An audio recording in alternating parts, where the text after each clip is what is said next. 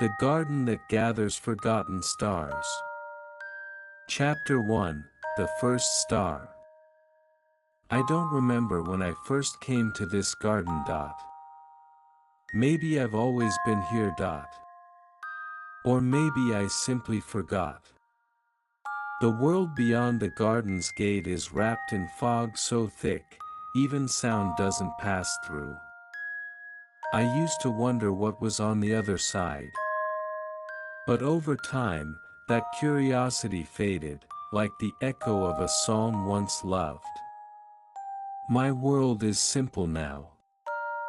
Quiet. I take care of this place, not because I must, but because it feels like the right thing to do. The trees hum softly when I walk by. The stones remember the shape of my footsteps. And above me, the sky is always dusk, never day, never night. Just in between, like a held breath. There are no clocks in the garden. But I have a task. I gather stars. They fall from above, one by one, like tiny sighs. Not the stars you see in skies above cities or deserts. No. These are softer. Quieter. Almost shy. They don't shine in brilliance. Instead, they glow faintly, like a memory that doesn't want to be forgotten. Every star I find holds something. Not for me, I think, but for someone, somewhere. A forgotten laugh. A name whispered too gently to last. A hug never given.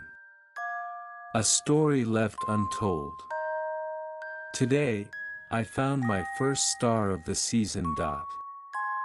It was resting beneath a silverleaf bush near the reflecting pond. I wouldn't have seen it if not for the breeze. It stirred the leaves just enough to let a small shimmer catch my eye. When I picked it up, it hummed. Not with a sound, but with a feeling. Like warm tea on a rainy afternoon. Like the comfort of a thick blanket around the shoulders. Familiar. Gentle. I held it close to my chest for a moment before walking to the planting field, a quiet clearing lined with moonflowers that never close. The soil there is soft, always ready to receive. I dug a small hole, as I always do, and placed the star inside. It pulsed once, then went still. Another memory, safe again. I don't know whose it was. But I whispered anyway. Welcome home. Sometimes I wonder if anyone else does what I do. If there are other gardens out there. Other collectors. Other silent caretakers beneath skies that never change. But no matter how many stars I plant, the sky never grows brighter. It stays the same, soft and endless. And perhaps that's the point. This place isn't meant to shine. It's meant to hold. I spent the rest of the day wandering slowly through the paths. Each tree, each stone, each curl of mist knows me well by now. They greet me with silence that isn't empty, but full. Full of presence. Of knowing. There's a bench near the willow glade, carved from a single piece of deep wood. It doesn't have a backrest. Just a curve that invites you to lean forward, as if listening for something lost in the wind. I sat there for a while, letting time melt away. There's no hurry here. No end and no beginning. Just breath. Just now. Before dusk faded into deep violet, I walked to the star archive. It's a round room, open to the sky. Stone shelves line the walls, spiraling up higher than I can see. On each shelf, a single empty bowl. Each one waits for a planted star to bloom. Some of them do. Not all. I once asked the garden why that is. Not out loud, of course, but with my heart. And though the garden never answers in words, I always understand. Some memories aren't ready to return. Some prefer to rest. As I left the archive, I noticed something strange. A second star, already. It was resting atop the curved edge of the old sundial, barely visible in the soft light. 2 in one day. That's rare. I approached carefully, not wanting to startle it. Yes, I know that sounds strange. But stars are sensitive things. They're made of what's left behind. They bruise easily. This one was pale blue, like frost on glass. When I touched it, I felt something flicker in my chest. Not a memory, but a question. Have I done this before? I carried the star gently, cradling it with both hands, back to the field. The soil welcomed it just as kindly. It settled in without resistance. As I stood there, hands dirty, heart quiet, I realized something. Even though the stars are not mine, even though I'll never know the names behind them, they still bring me peace. Like holding hands with the past, without needing to understand it.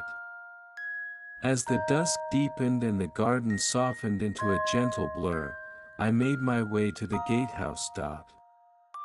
It's not a real house, just a small space with walls of ivy and a ceiling made of branches, woven tight to keep the mist out.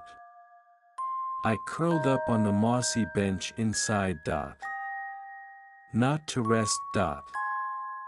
Just to be still. The stars above blinked slowly, like eyes halfway closed. In the stillness, I wondered again, have I always been here? Am I the first? The only? Or was I once a star myself? A memory planted in soil, waiting to bloom. I smiled at the thought. Not because I needed answers. But because the garden didn't mind the question. I closed my eyes and listened to the rhythm of the breeze. Faint. Slow. Like breathing. Like the heartbeat of something older than time. And just before I drifted into silence, I heard it again, that soft shimmer in the distance. Another star. Waiting. Chapter 2, The Path of Wandering Light. The morning, if one can call it that, arrived without a sunrise. The garden never brightens, never dims. Light flows through it like water, slow and even. The shadows don't stretch, they rest. Every hour feels like the same breath, drawn in and never quite let go. I walked the stone path behind the reflecting pond today. It winds through a grove of wind-whistling reeds, whose stalks sway even when the air stands still. The path there is quiet, almost uncertain, as if deciding itself where to lead each time you step upon it. That's where I found the light. It wasn't a star, at least, not one I'd seen before. It didn't fall from the sky or rest in the soil. It was moving, flickering.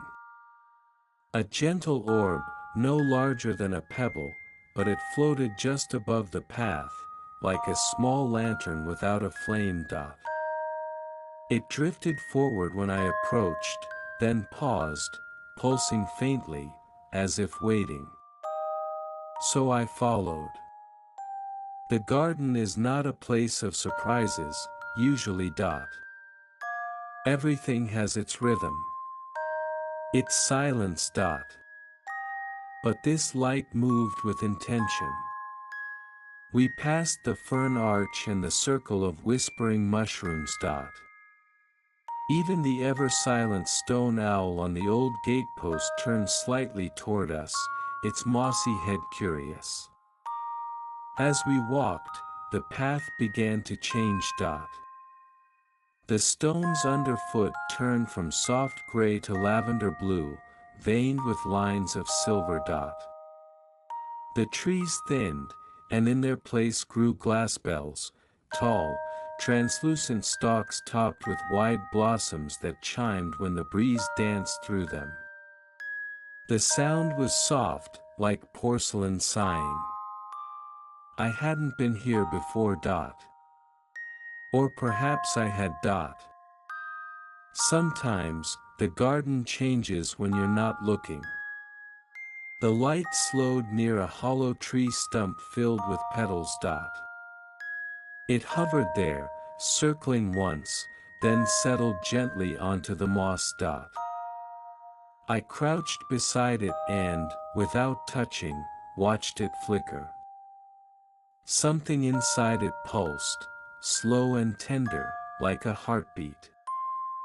And then, a whisper. Not a voice, exactly. Just presence. A memory that nudged against my mind like a feather brushing skin. A child's voice laughing in a field. A kite caught in the clouds. Someone calling a name, not mine, but meant to be remembered.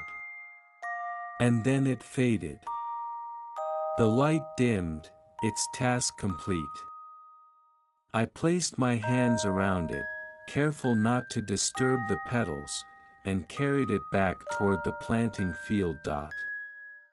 It felt lighter than air, yet full somehow, as if it held more than weight, like it held time.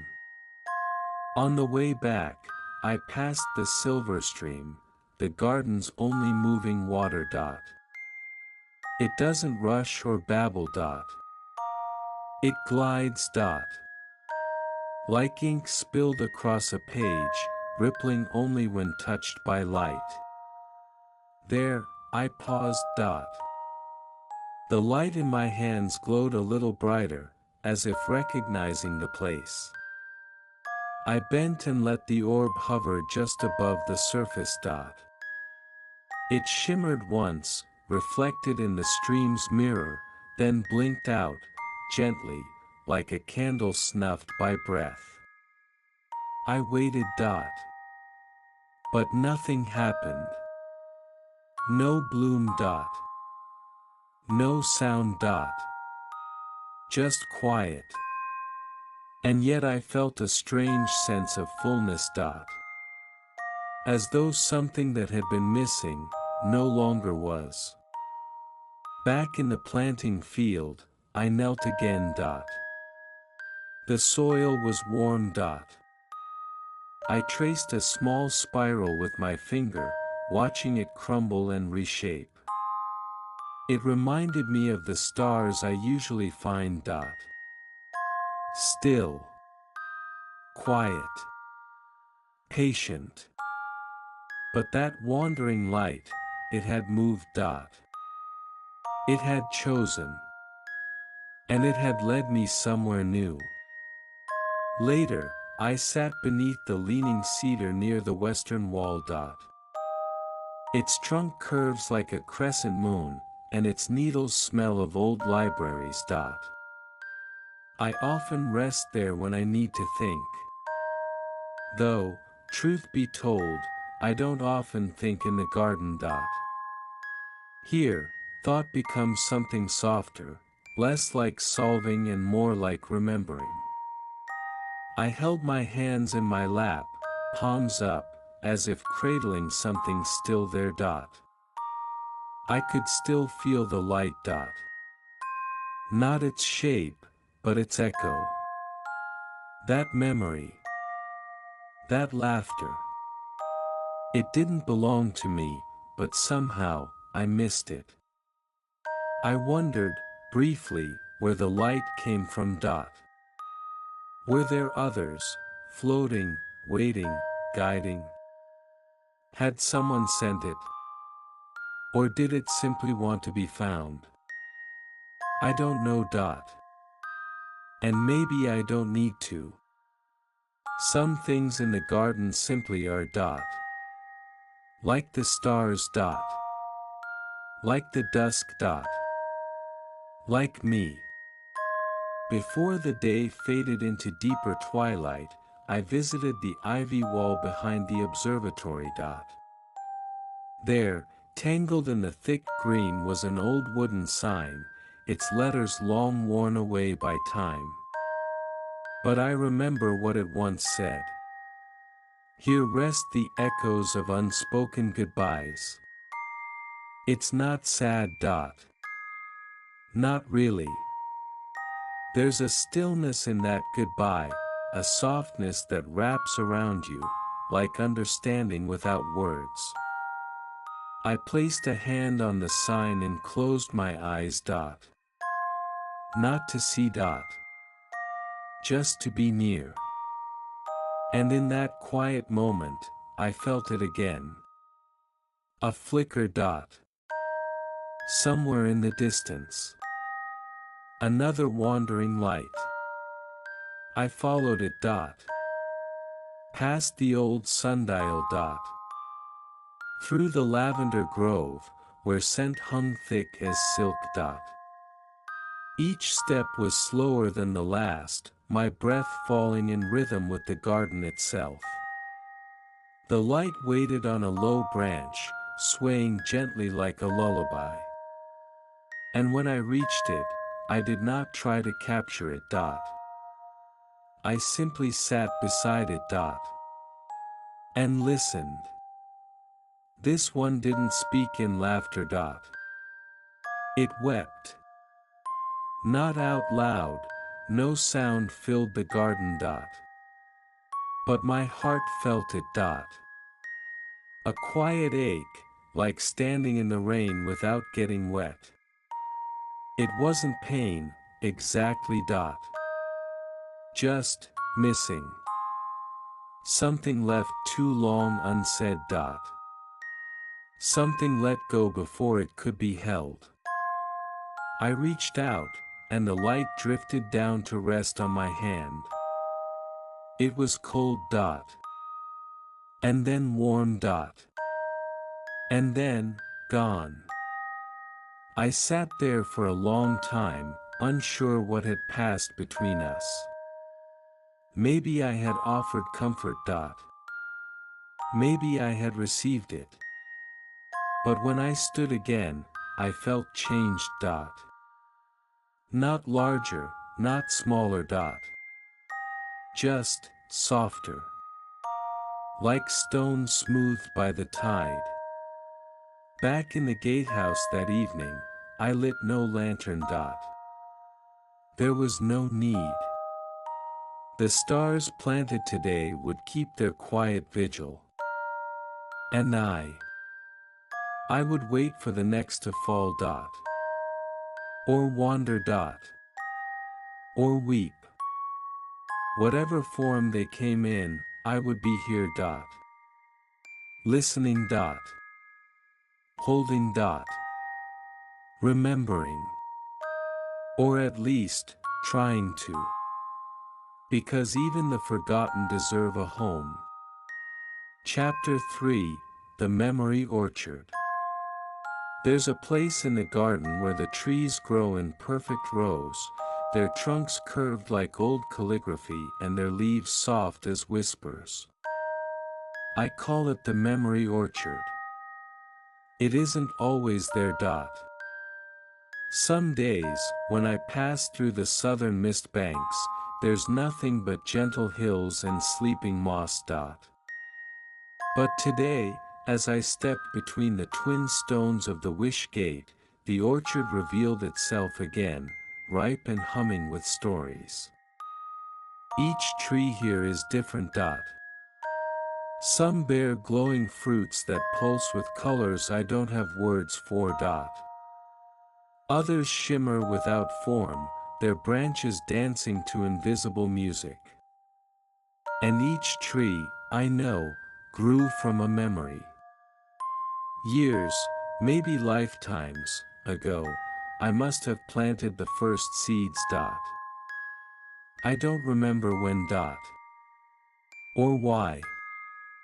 But I feel it deep in my bones, this orchard is part of me, and I of it. As I walked between the rows, the trees seemed to lean slightly, acknowledging my presence, like old friends greeting one another without needing words. The air here is thicker. Not heavy, but full. Like it carries echoes. Laughter. Regret. Hope. I stopped beneath a tree whose bark shimmered like moonlight on still water. Hanging from a low branch was a fruit shaped like a teardrop, glowing with a pale golden hue. I reached up gently and cupped it in my hands. Immediately, a warmth filled my chest. Then, images. Not sharp. Not like dreams. More like memories filtered through lace. A rocking chair. Worn slippers. Soft humming. The scent of bread cooling on a windowsill. A hand, wrinkled, warm, stroking hair. A name murmured with love, though I couldn't hear it. I let the fruit rest back on its branch. That was enough. Some memories don't need to be kept. Only honored. Further along, I found a tree bearing fruit that changed color each time I blinked. Violet. Then green. Then a soft, radiant blue. I touched its bark and heard music. A piano, played not perfectly but joyfully. Fingers stumbling, laughing. Two voices singing off-key, delighted in their own rhythm. I didn't smile with my lips, but something inside me did. The orchard hums with these echoes. They cling to the leaves, dance in the light between branches, and rest in the roots beneath my feet. Every tree here is someone's moment, grown quiet and tall. Near the center of the orchard stands a tree unlike the others. It is older, broader. Its trunk is split in two, yet both halves live. I call it the twin heart. No fruit grows from it. Instead, its leaves fall constantly, like slow, glowing raindrops that never reach the ground. They hover just above the soil, caught in invisible stillness. I sit beneath it when I need to feel anchored. Today, I sat there for a long while. The garden was quiet. Even the orchard seemed to hush its breath. I leaned back against the bark, rough yet gentle, and let my eyes close. And for a moment, I remembered something of my own. A voice. Not from a memory I held in my hands, but from within me. It said my name. I don't know what name it was. But I felt it, carried in a tone I trusted more than anything. It felt like being found. Then it faded. And I opened my eyes. The orchard had shifted. The rows behind me were now covered in a soft golden mist, and the sky above had changed hue, now a soft blend of rose and pearl. Some days, I think the garden breathes with me. Or maybe I breathe with it. I rose slowly and walked toward the orchard's edge, where the trees gave way to an open field of feathergrass. Each blade moved like liquid silk in the breeze, rustling a melody that only hearts could understand. There, waiting in the field, was another light. Not a wandering orb this time. But a fallen star, nestled gently among the grasses. I approached and knelt beside it. It was small, barely the size of a raindrop, but it pulsed with quiet strength. As I reached out, the grasses bowed around me, making space. I held the star in my palm. This one was heavy. Not in weight, but in feeling. A burden. A goodbye that was never spoken. A promise never kept. A hand that didn't get to wave. I didn't try to change it. Only held it. And as I did, the heaviness softened. Not vanished, but shared. And in that sharing, it glowed a little brighter. I planted it near the edge of the orchard, where shadow and light meet. The soil there is darker, richer. Like it knows how to hold sorrow.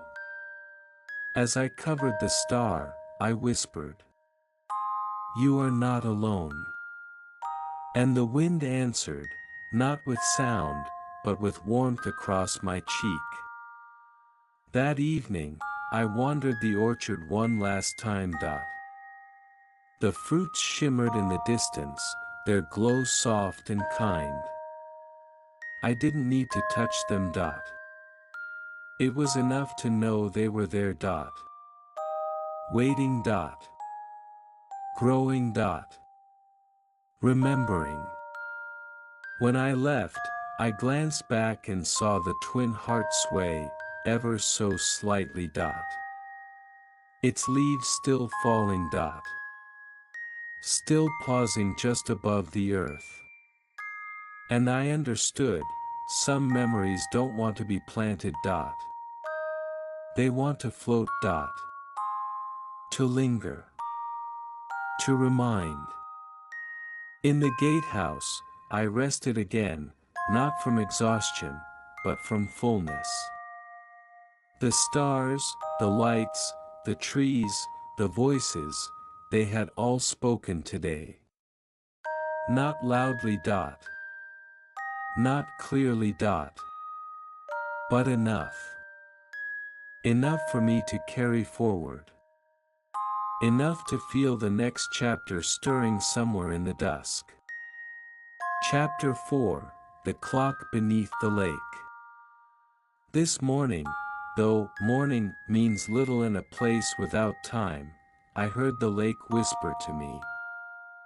It wasn't the rustle of wind or the hush of reeds. It was something deeper, like breath moving through stone. The lake lies beyond the orchard, past the field of feathergrass and through a curtain of willows. I rarely go there.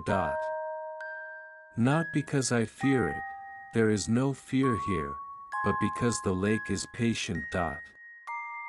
And still. Too still, sometimes. Today, the path felt different beneath my feet. Each step into the willow grove was quieter than the last, until even my heartbeat felt like a guest. The willows bowed as I passed. Their long arms touched the earth in reverence, or perhaps in memory. Then, there it was. The lake of quiet hands. Its surface mirrored the sky perfectly, though no stars looked down upon it, only the eternal dusk. The water was clear, but not transparent. It held depth like thought holds silence. And beneath that still surface, I saw it. A shape. Round. Stone. Etched with markings that pulsed faintly, like a breath held in time. I had never seen it before. But I knew what it was. The clock. I don't know who placed it there. Perhaps I did. Perhaps it was always there, waiting for someone who would see. The lake is shallow near the edge. My feet made no sound as I stepped in, only small ripples that disappeared before they could grow. Each step was soft, as if the lake remembered the souls of those who'd passed before. And when I reached the center, I knelt and placed my hand upon the water. I did not press down. Only touched. And the surface gave way. The world tilted gently, like a cradle being rocked. Suddenly, I was not standing in water. I was drifting. Suspended in something that wasn't quite liquid, or air. Around me, stars. But not like the ones I gather in the garden. These were fragments, jagged, luminous memories suspended in threads of time. They spun slowly, like thoughts turning over in sleep. And there, at the very heart of it all, was the clock. Massive. Stone and silver and something older than both. Its hands moved impossibly slowly, so slow they might as well have been still. And yet, I felt the motion.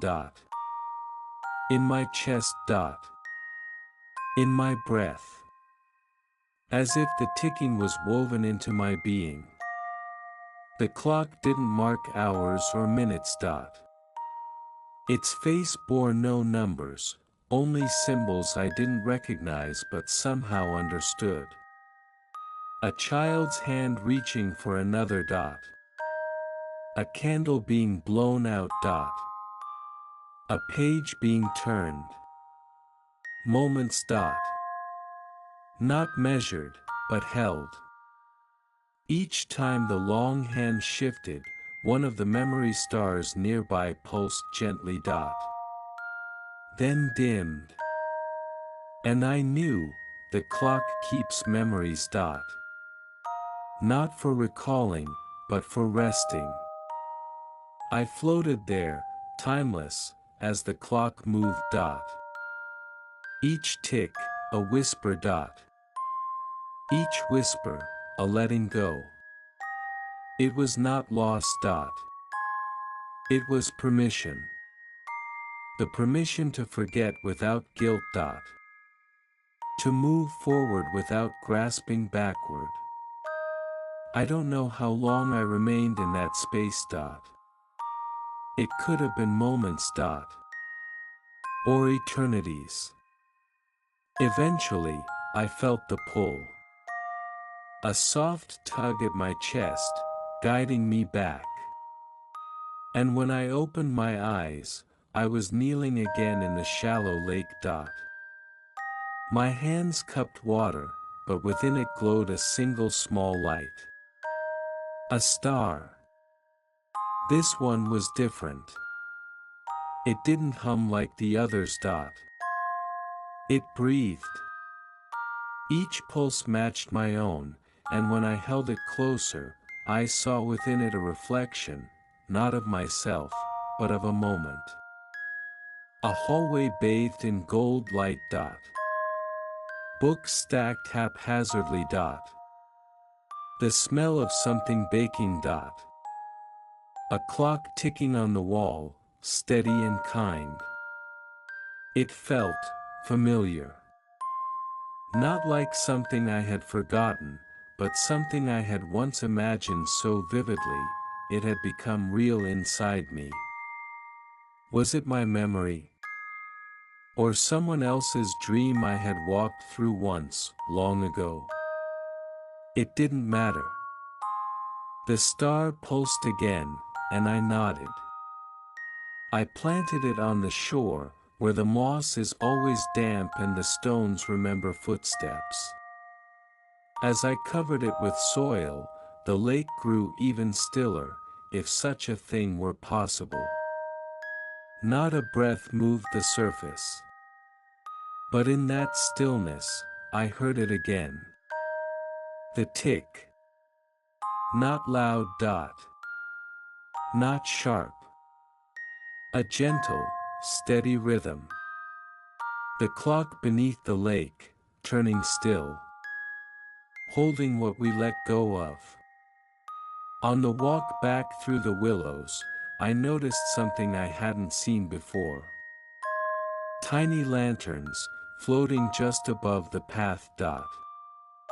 Made of light and silk and soundless song.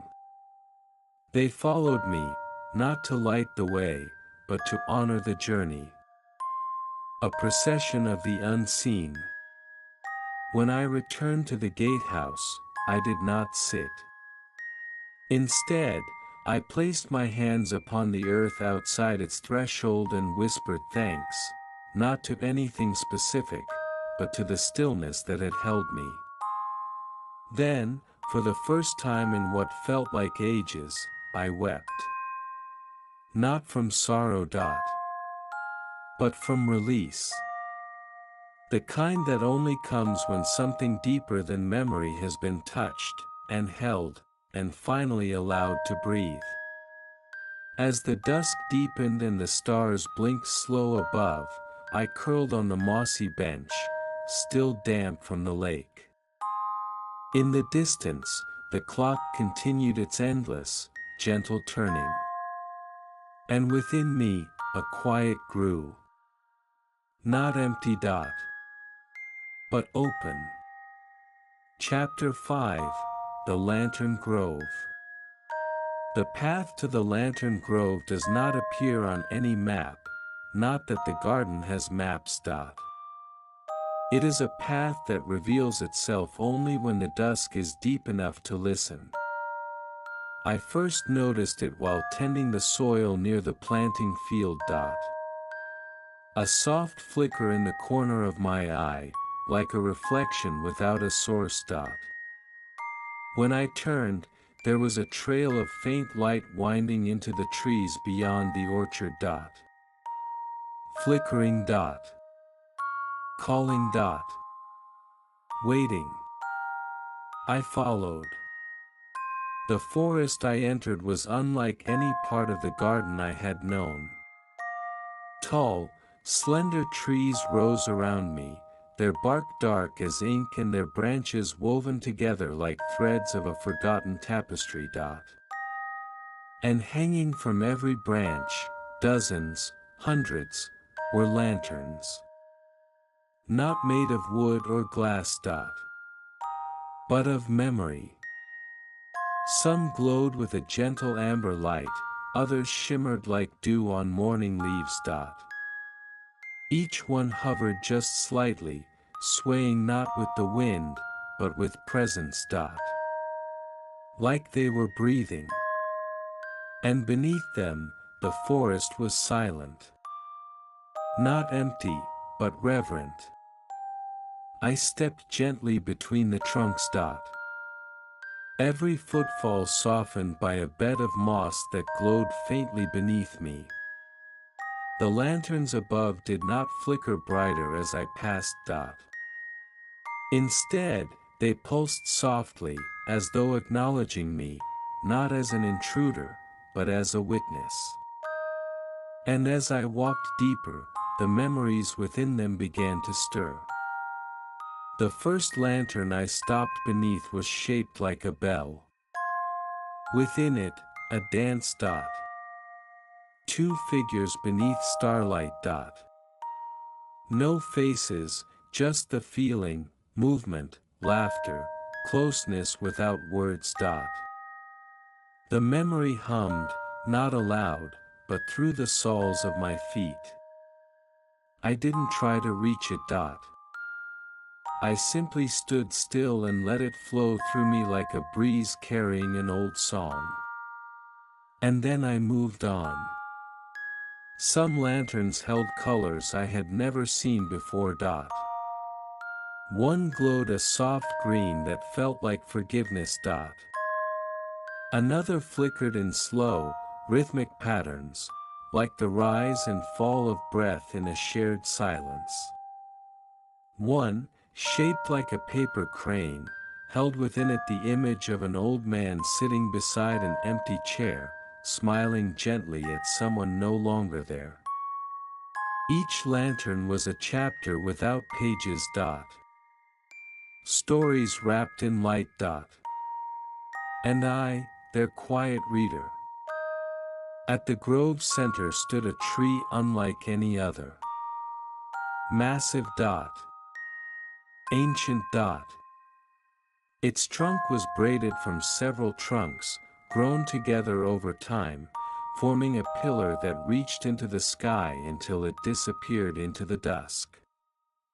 Around it, thousands of lanterns floated, not attached to branches, but circling slowly in orbit, like stars with nowhere else to be. This was the heart of the grove. I stepped into the clearing and felt the hush grow deeper. The air shimmered with unspoken words. Gratitude. Goodbye.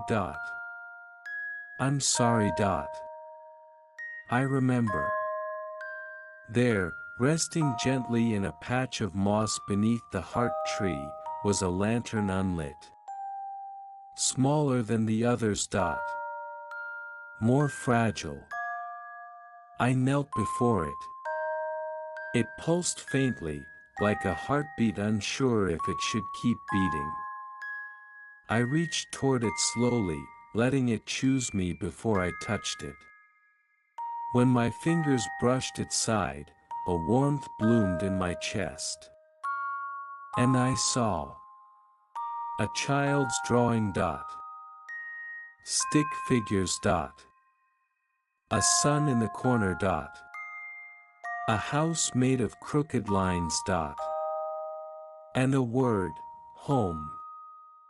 The lantern shook slightly, as if surprised to be remembered. I cradled it carefully and walked to a low-hanging branch of the heart tree. The branch bent as I approached, offering itself. I hung the lantern there, gently.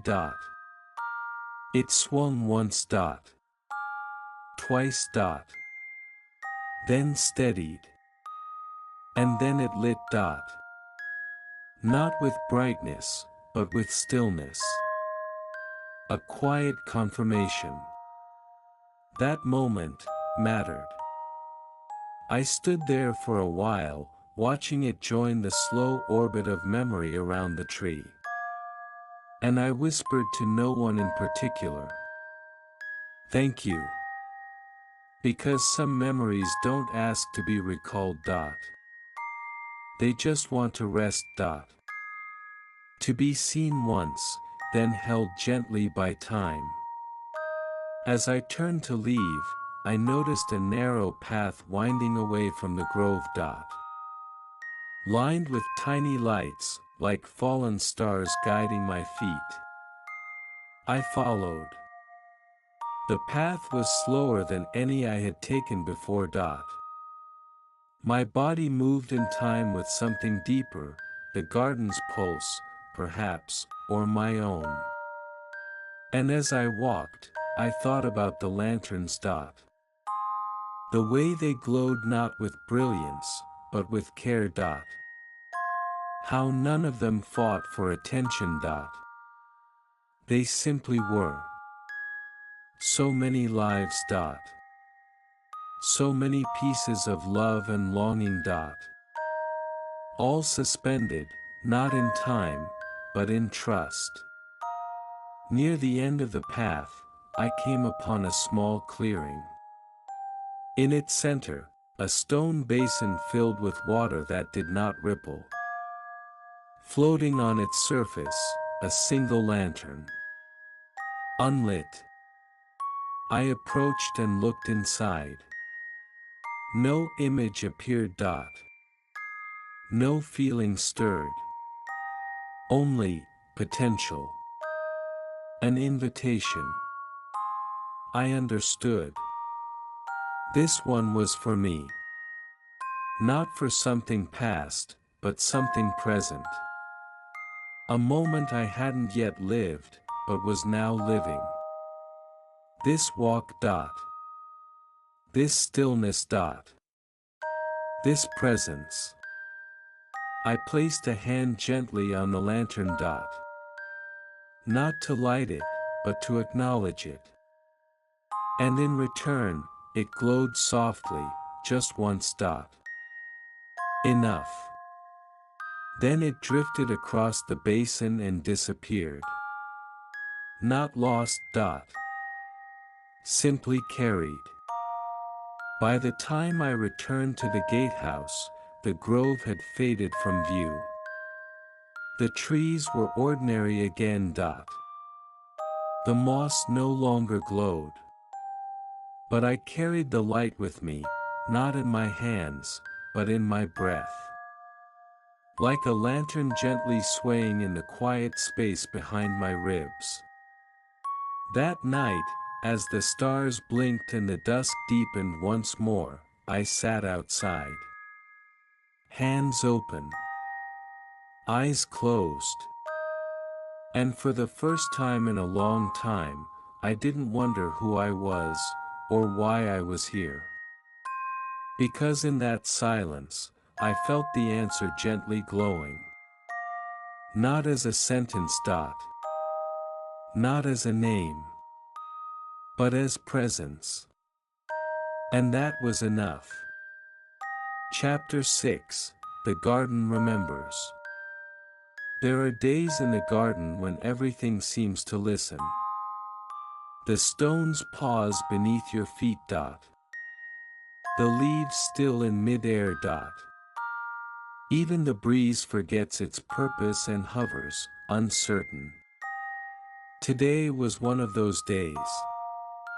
The sky, always softly dusk, felt somehow even quieter, as though the light itself was remembering. I began the day walking the looped path near the edge of the orchard. It winds in slow spirals, with moss-covered markers placed every few turns. They don't say anything. Not with words. But I've learned to read the way they lean. Some tilt gently left, others forward, as if bowing. A kind of language known only to time and stone. I traced my fingers along one as I passed, feeling its warmth, like a thought left out in the sun. Then I heard it. Not a sound. A sensation. Like the garden, exhaling. I followed the feeling. Not with purpose, but with presence. Past the field where the star fell, past the grove where the lantern swayed. Until I came to a place I hadn't seen before. Or perhaps, one I had simply forgotten. A circular clearing surrounded by ivy-covered arches.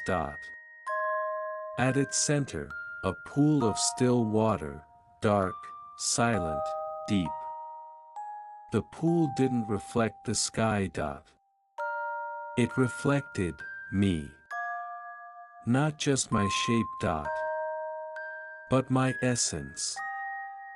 And as I looked down, I saw them. All the stars I'd gathered. The lights I'd planted. The memories I'd tended. Shining in the water's depth like constellations inside the earth. I knelt beside the pool and reached out. Not to touch, only to feel. The air here was thicker. Not heavy, but whole. And then, from the arches, came light. Soft. Pale. Gentle as breath. Each arch shimmered, and within them appeared echoes. Not visions. Not quite.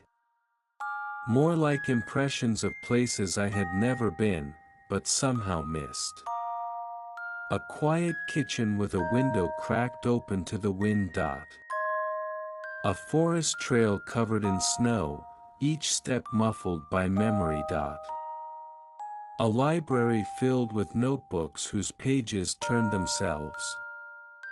Each image drifted slowly, then faded, leaving behind only warmth. The pool rippled once, and in its center, a star rose. Not from the sky, but from beneath. It hovered just above the surface, brighter than any I'd held. Not in brilliance. But in calm. It did not hum. It did not flicker. It simply waited. I reached out, and it moved to my hands. And in that moment, I remembered. Not a single thing. Not a name. Not a past. But a truth. I have always been here. Not as a person. Not as a gardener. But as part of the garden. Its listener. Its keeper. Its echo. And it, in turn, has kept me.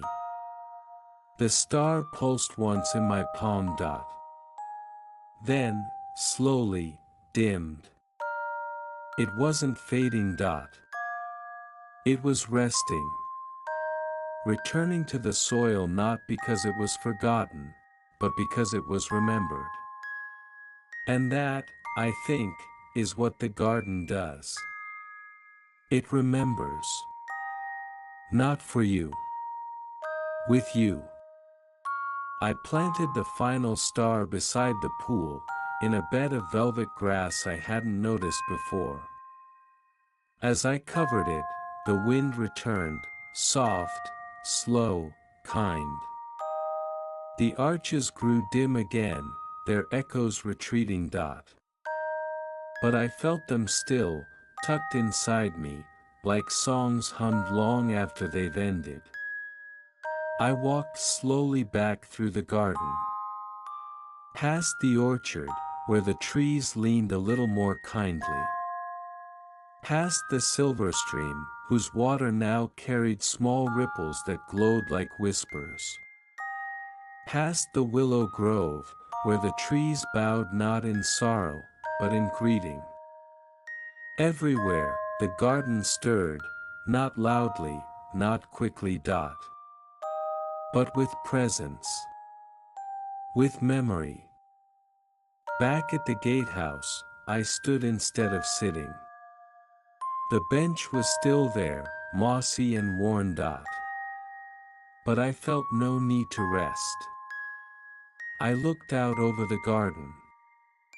The stars dot. The paths dot. The lights. All of them still dot. All of them held. And then I closed my eyes, not to forget, but to hold everything inside, just once more.